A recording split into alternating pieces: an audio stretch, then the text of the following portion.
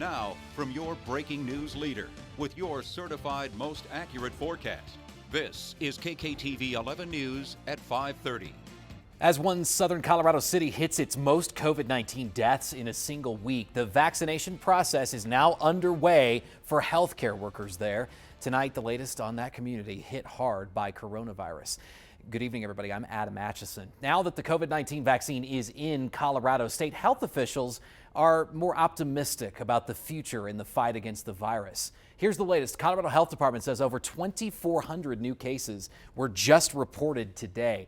And with vaccines already being administered, more expected in the coming month, they also say we may start to see fewer cases of the virus.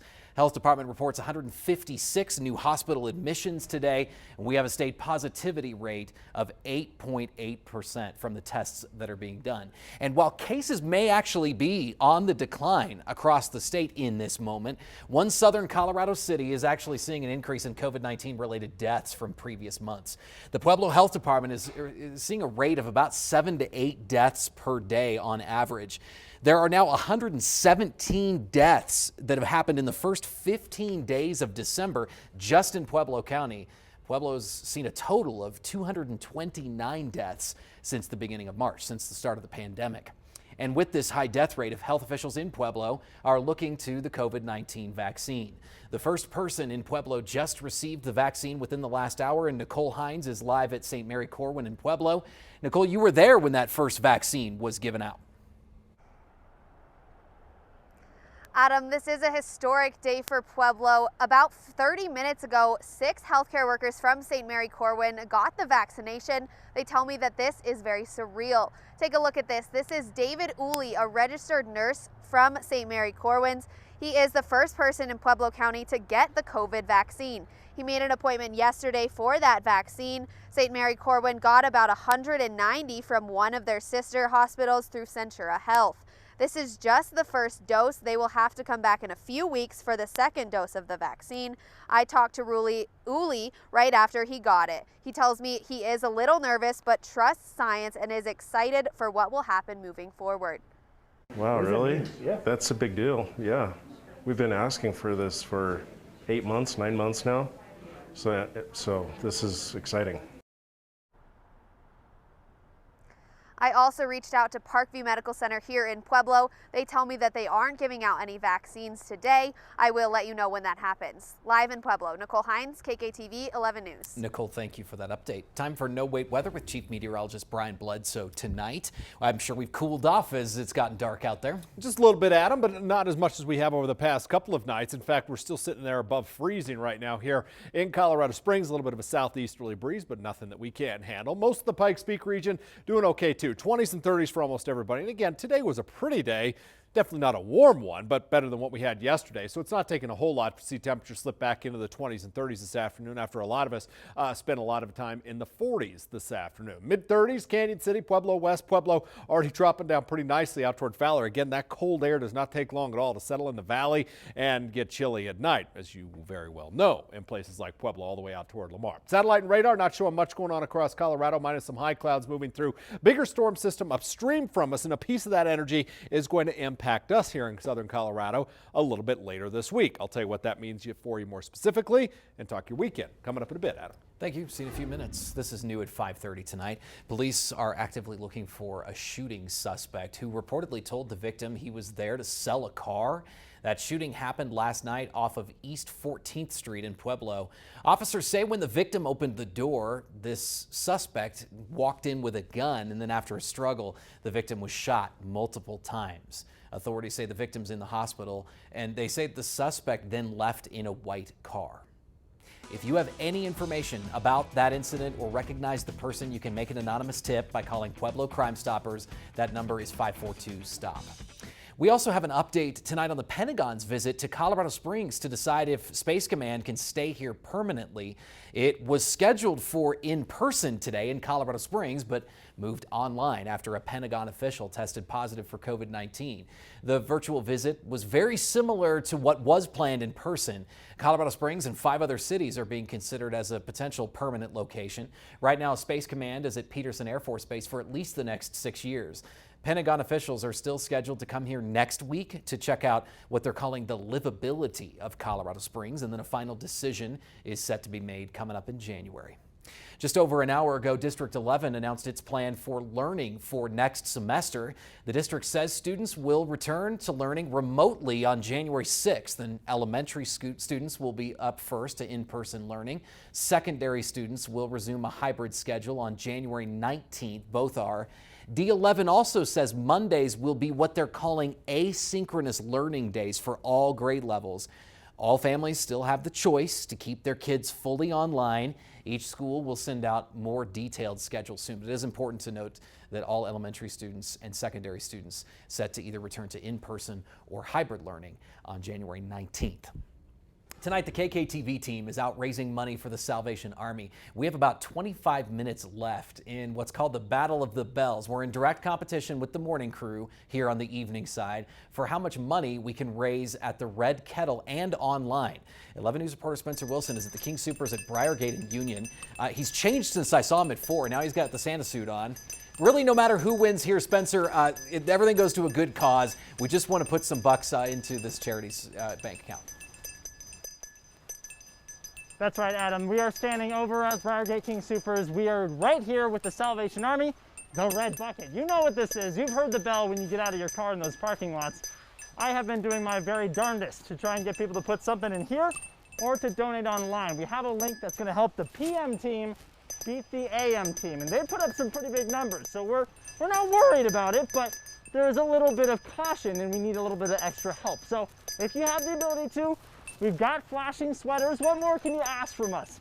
The best thing about what goes into this bucket is this goes directly to people in El Paso County. You can tell this year has been brutal for a lot of people, and that's why it's difficult to give this year. Everyone's feeling the pinch, but at the same time, that's why the need is greater than ever. If you are able to come down to either this King Soopers in just a little bit more time, or even if you're sitting on the couch, you can pop open your phone, find that link on our Find It at KKTV.com. Please, give what you can during this time. We are hoping to fill this bucket to the brim to help people get warm meals this holiday season, get shelter over their heads. Anything you can do that would help us right here in El Paso County. Sorry, I'm breathing in this mask. It's hard to breathe. That being said, important in this year of COVID-19. But Adam, I'm feeling comfortable. I think we're doing okay for the most part. I've been working on my jumping jacks. I've been getting some dancing in here. We had some pretty big bills going here. Pretty excited about it. Adam, back to you. Anything it takes to get those donations. Spencer, thank you. It's neck and neck right now, but again, we appreciate all donations. One of the largest automakers is recalling more than 1 million vehicles. Coming up tonight on 11 News at 5:30, the 3 separate issues some Hondas are having and what you need to know. The United States Post Office is busier than ever right now, and that's causing some delays in holiday shipping. They're dealing with an unprecedented number of packages. 11 News reporter Megan Heiler is live at the Briargate Post Office tonight. Megan, you spoke with USPS today. It's been very busy.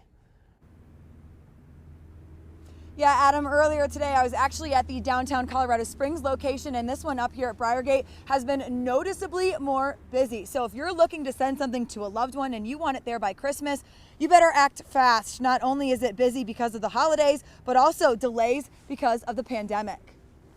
I am mailing more. I have a granddaughter in Kentucky and I'm not going to be able to see her. I'm mailing more this year because I had time to create stuff, and I'm mailing it out to family members and friends. During the busiest time of the year, at a pandemic and unprecedented volumes of mail, postal workers are up well before dawn trying to keep up with the demand as more people choose to stay home this year rather than visit relatives in person. This year is an extraordinary year with the COVID pandemic.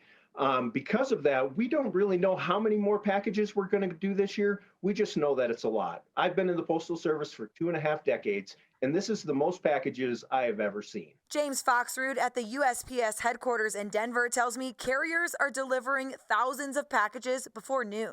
Well, we appreciate your patience during this time. Our carriers are starting as early as 6 o'clock in the morning, getting out and delivering packages. In Colorado Springs, they're delivering close to 15,000, 20,000 packages by 9 a.m.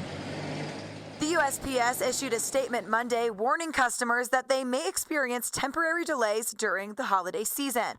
All that our employees are doing, they're facing the pandemic just like everybody else, and yet they show up to work every day. They've been wonderful. And if you want something to get to your loved one by Christmas, the deadline for small packages is Friday and priority mail packages is Saturday. But the Postal Service says if it's ready, get it in as soon as possible so they can get it out as soon as possible. Live in Colorado Springs, I'm Megan Heiler, KKTV 11 News. Yeah, we need to help them as much as we can too. Megan, thank you. To help with the holiday surge, 2 local post offices will be open this Sunday. That's the Briargate station and the GMF station off of Fountain Boulevard. Okay, an 11 call for action alert you need to hear about. Honda is recalling more than 1.4 million vehicles for 3 separate problems. They include a software flaw that causes trouble with rear cameras, turn signals, and windshield wipers on some vehicles, a drive shaft issue that can break from corrosion from salted roads, and a power window switch problem where water can get into an open driver's window and cause an electrical short, possibly lead to a fire, which is not good. To find out if your car is among those being recalled, go to our website at kktv.com and click on the red Find It tab. Brian? That's a lot right there to look at for sure. Around here, our weather's going to be quiet throughout the course of the evening. Temperatures will cool down a little slower than last night, but still down in the low 20s by about 9 or 10 o'clock. Pueblo, a little faster fall, and you'll end up in the teens during the same time frame. One more decent day and then another change, which I'll tell you about next.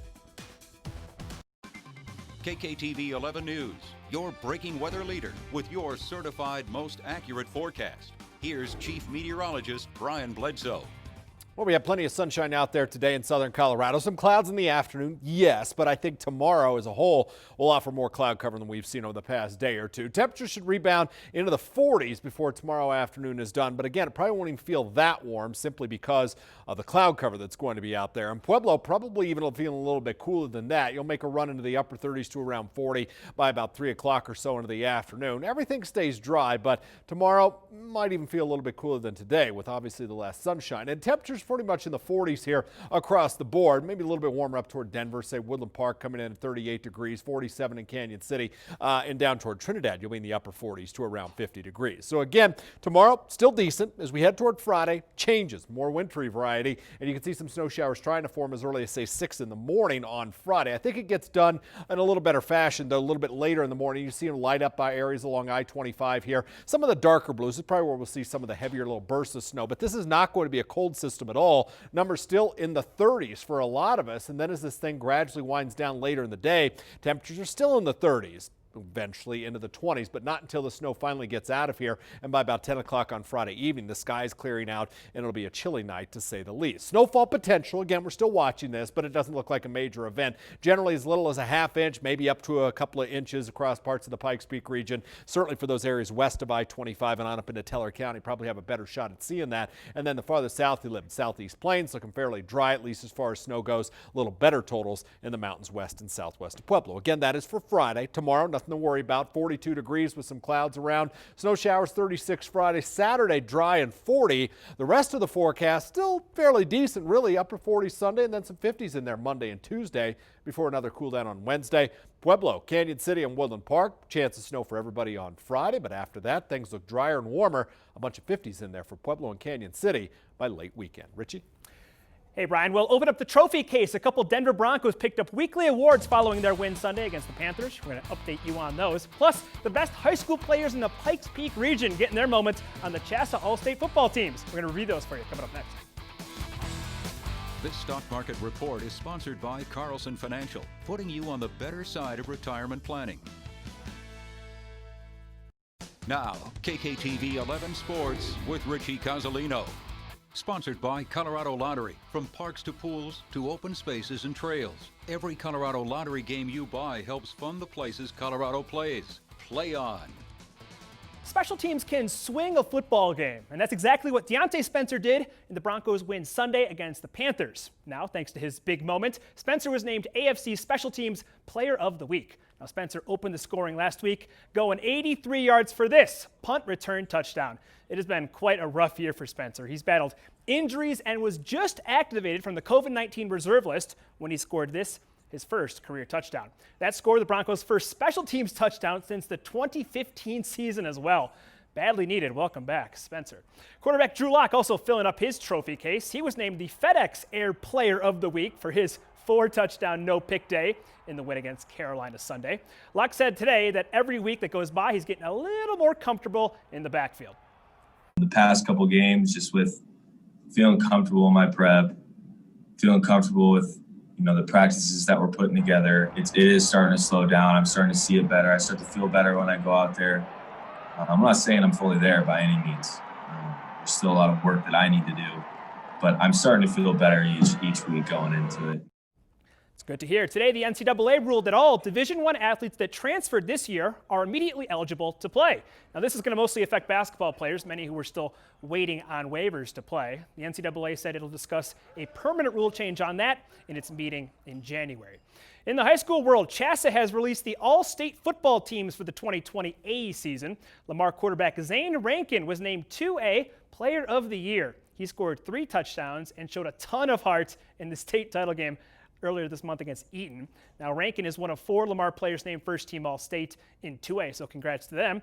Let's highlight some other local athletes who made the list. Palmer Ridge, runners-up in 4A. They had 3 athletes named to the first team. Fountain Fort Carson, also semifinalists, had 2. Rampart, Pine Creek also represented on the list in 4A. There's a ton of athletes. You can find a full list of them on our website right now, KKTV.com. Today was also National Signing Day for high school athletes, some of them taking their talents to the next level. We're going to update you on our top Southern Colorado signings at 10 o'clock. Adam? See you then. Humane Society is looking for someone who they say left a dog on the street in a neighborhood and then drove off. Ahead on 11 News at 10, more video of the moment it happened, plus what the Humane Society of the Pikes Peak region is saying about the charges this person could face. And state health officials are also looking ahead now that the COVID-19 vaccine has reached our state. A breakdown of what comes next. Don't forget Battle of the Bells ongoing for another 4 minutes here before the top of the hour. Love to have your donations at KKTV.com under Find It. Look for Battle of the Bells. It all goes to the Salvation Army. Have a great night.